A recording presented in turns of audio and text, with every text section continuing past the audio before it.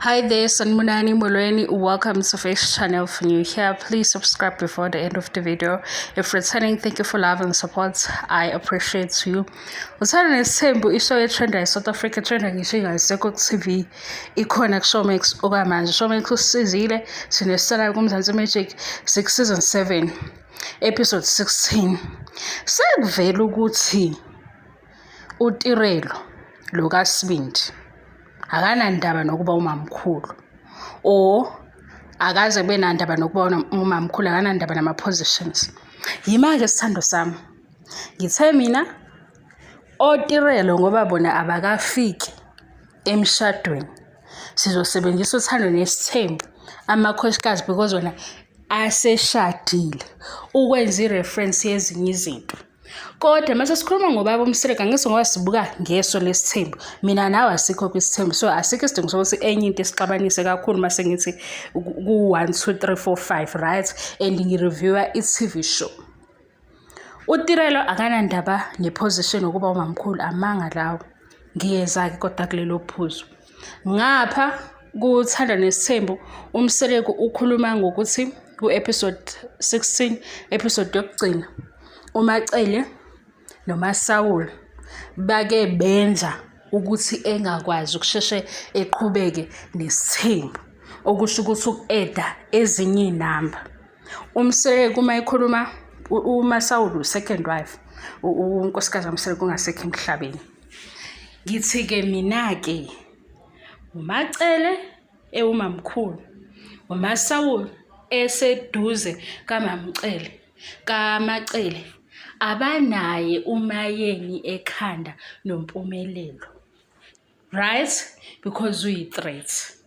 If uMasawule ezogweqa ukuthi uMseleku uyi-traditional man ukhona because eyi-polygamist kulula ukuthi ebe naleya impact efaka umakhumalo ukune-impact eletha umpumelelo kubo. Maseke wena ufuna sikhulume ngezinto eyi-innocent ney'nhliziyo ezinjani. Ama-conversations aphakathi kaMasawule noMakhumalo anomangwabi hhayi umpumelelo. Bengifuna ukuphendula lo dade othi ku-deep yabo umayeni lento leyo eshuwo umbholo ukuthi mina ngiyi-1 ngabaslice une-WhatsApp group esi-exist. Le WhatsApp group inobani? InoMasawule noMakhumalo nomangwabi basupporta i-vision kababa Mseleku kodwa excluding umpumelelo. Sesiyibamba ngumpumelelo because mase ubamba ngumpumelelo uzosheshe kube lula yabo. uMacele uthena akekho wayengazi ukuthi kunengane. Sisiya kulento lamathemeni asho ko TikTok ko sister akaze investigate ngengane akaze futhi efuna ukuthi ke mhlambe i-support ihamba kanjani ubudlelwane buqine kanjani kodwa emshadweni ufike kuqala.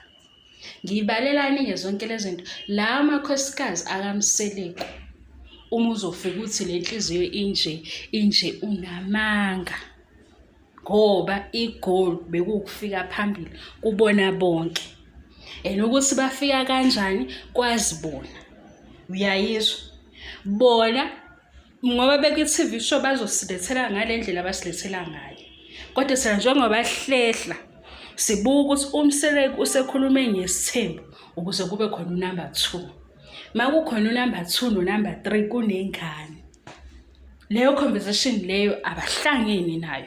Yingakho kumayeni enza ukuthi benyuka ubale ebusweni because i-WhatsApp group beyithi akasekho loyo ingane yakhe injani. Yingakho futhi ngingazi ukuthi umayeni ulotshole nini. Yinto esithola ngoThando Nesthembu. Manje inkinga ninokulalela ngokwe-fan base. Nange uTirelo. uTirelo mayisekhala ku episode 13 wake Izingane Zesthembu la sazi khona ukuthi ufuna ukuba umamkhulu.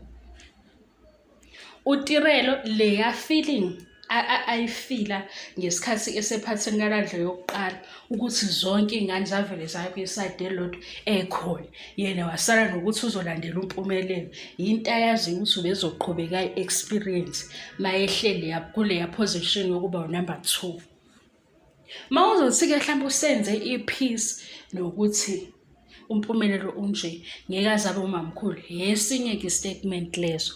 Kodwa u-episode 13 wakuzingane zesithembu angeke uyifake emlonyeni into ozoyikhuluma ungenandaba nayo. Wafika lapha kwiphathi kaLandla wathi ngiyabona vele ama-siblings kanjani kase kusho lento engaphakathi kuyena. Lento engaphakathi kuyena ethi vele kuzoba nje ngoba shuthi lo okhona before yena uhamba phambili. Masibuka izingane zesithembu size siyoqeda uTirelo bakhulume ngaye kabili emzombe. Yena mhlawumbe ngaba nokuthi inhliziyo kamfana uyibambile.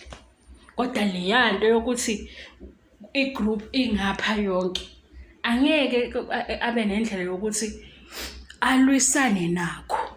Yingakho thina bese sisilindele ukubona mase kufika uTirelo le ukuthi bathini ukuze sizobajaja ukuthi ngempela bayakhetha.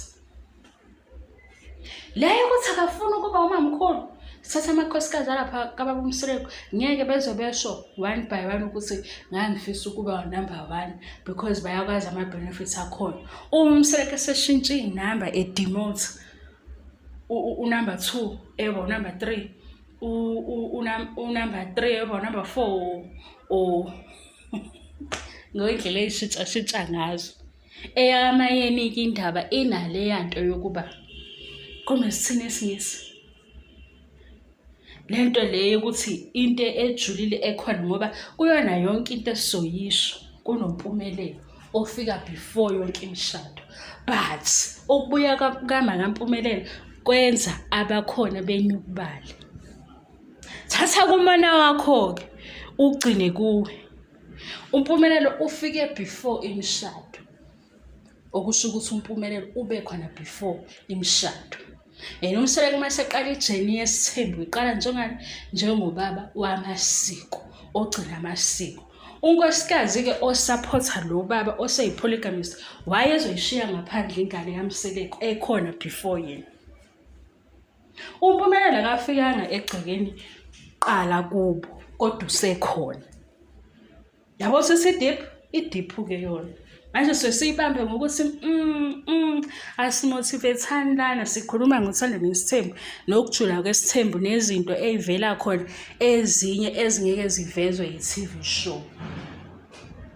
Ilana ke seqala umayeni ebukeka kabi ngoba nonkosikazi ofika before umayeni eshada aka advocate for umayeni kodwa ulingisa le eyenza yena abe muhle. Kodwa kwamanye amakhosikazi akabi muhle ngale impact yakhe. Uyayizwa? Manje Mseleku ube ne-impact. Abakwazi ukuyifakazela uma acelile impact because bona bayazi. Abakwazi ukuyifakazela uma yini because bona bayazi. Nabo benendawo yabo. Nendlela abazizwa ngayo nababone ngayo. Nakule vision abafakwa kuyo. Manje masuzoqhama ukuthi lo ungcono usuke ukhuluma nabanye abakuzwayo. Mina ngozwa ngoba umayeni esenengane Mseleku eshada as a polygamist akufanele aba-understand isithembu behlini mabebona ukuthi umayeni usekhona. Uyabo? Hey guys, sesingenwe ade ngoka. Sesingenwe lo wa brother uJesu uthi hayibo lapho akaze ngimlalela isikhathi eside kodwa wakhe sosingenile. Eyamayini deep khulileka. Ifuthi ngithanda ngokuthi lama fan base lawa alela indaba yamayeni namakhuluma amakhorabo kodwa ave bengenalo iqiniso. I-comment section iwufakazi. Mina ngiyazi ukuthi i-comment section yama sithule usuke ngihambe right. Ngiyazi ukuthi i-comment section mayidle ngisuke vele kade ngikhulumela inganekwane. Ngazi ukuthi vele mangikhuluma inganekwane baningi abazophendula bephendula inganekwane because inganekwane inomdlalo phakathi. Kodwa yazi i-comment section ngiyazi ukuthi hayi sesigudle ngakhona. Ngoba second wife ufike wabona ukuthi ukusupport le vision kula utheni ngomayeni cha ubengekho umayeni emizweni yakhe nasemqondweni yakhe nalabo abalandela emva kwakhe kwigroup yakhe. Bebethini uma bekhuluma ngumayeni because umayeni akasiye kumayeni ke manje usewuma kaMpumelelo ofike before bonke abakhona emshadweni. Mase wena uyibuka ngokuthi Uthando Nesthembu selifike nalama brands nani asikho kwi-fame, siye kutheni lena nithi i-deep isukapi isekuqaleni. Manje kuqaleni ngeke bekhulume ngakho ngesikhathi uMaceleke eba authentic ila sengikhuluma khona ngenhliziyo embi. Manje ingane mayibuya esikoleni ingane ikhala ikade esikoleni beyiphathe kabi uyukuthini ukuthi ingane yakhe ibitha noma isuke ekukhulumela ngomuzwa lo ewuzwe esikoleni ngokuphatheka kabi ngezinto ezithile. Ngaze ngizwe mina ukuthi ngenze ukukhulume ngento ehlukumezile yakuphatha kabi mase uyahleka. Ayise ngifuna sikhulume ingane kanjalo. Okay, akunankinga. Mase kuthi laba ke abathi uyefix phuma endabeni zabantu ngicela uthathe lezi indaba zabantu uyisebenzise nawe ngoba shuthi siyayithanda sobabili. Ngithi ke mina uma unqane Uthando Nesthembu ukuthi uzothatha i-TV show njengoba injalo vele ucorrectela ama-video kaFix akhuluma imbudane khona. Kuzoba njani ke mawucorrect ama-video kaFix vele uzosebenzisa Uthando Nesthembu mina nawe sine audience efanayo. Umehluko wena usuze nama-corrections mina ngiqhubeke ney'nganekwane zami ezenzeka kuma-reviews ukuze ungathi uphinde lokuthi izindaba zabantu leyanto esiqalisa izindaba zabantu le platform awuyisebenzisi nawe ukuthi ikusebenzele ngoba sizile la ukuthi sizothi Uthando Nesthembu wara i-TV show esiyibukile angithi i-movie esiyibukile angithi ukube ngiyazi ukuthi sibaningi sibuka ama-movie njengoba ama-movie ngiwabuka kanje bengizokuthi nawo ama-movie kodwa ngoba ngithe mina ngesami isikhathi ngikhetha Uthando Nesthembu le show engithi ngayibuka ngathi hayibo kuthi ngiyakhumbula ngithi kodwa labo mama laba kanti ke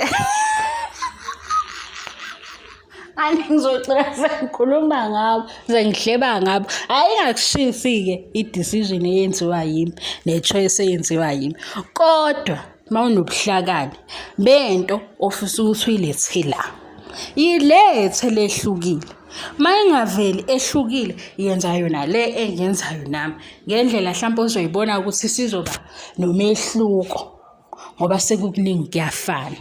Ngikutshelelani lokho nami benginawo umuzi ofana nowakho ukuthi awukwazi kwafana into eyodwa vele uzeke nayo le kodwa ngendlela ehlukile injani-ke le ngoba phela manje uma usuzothi izindaba zabantu sigijime kanjani safika endaweni eyodwa kanye wena ungazile kule nto esibizile khona hawu ukuzwe emadorobheni noma lapha ngasala nkuma kubanga umsindo siwe mhlawumbe angazi kunjani vele bathi bethi qu wena usuthi usufike khona masuthi kodwa kwasho kwacimba ubuyaphi khona ugijinyiswe yini yakubuza ukuthanda indaba right kodwa-ke mina ngithi nakholwa ukuthi uthi indaba into esiyibuke ku-TV show angiku-understand kahle into ukuthi indaba kodwa siyasho ukuthi lokhu kuvele kuMzansi Magic angiku-understand. Angithandi ukuthi ngizochitha isikhathi eside ngoba ngizama uku-understand ukuthi uthini uma uthi i-TV show yizindaba zabantu. Usho ukuthi khona wagijima emzumbe wabathreatenisha wathi phumani nikhulume ukuthi nenzani lapho. Hawe ma egazi ngeke mina ngifuna ukuthi kuvalwe kajunyana konke eyenzakalayo.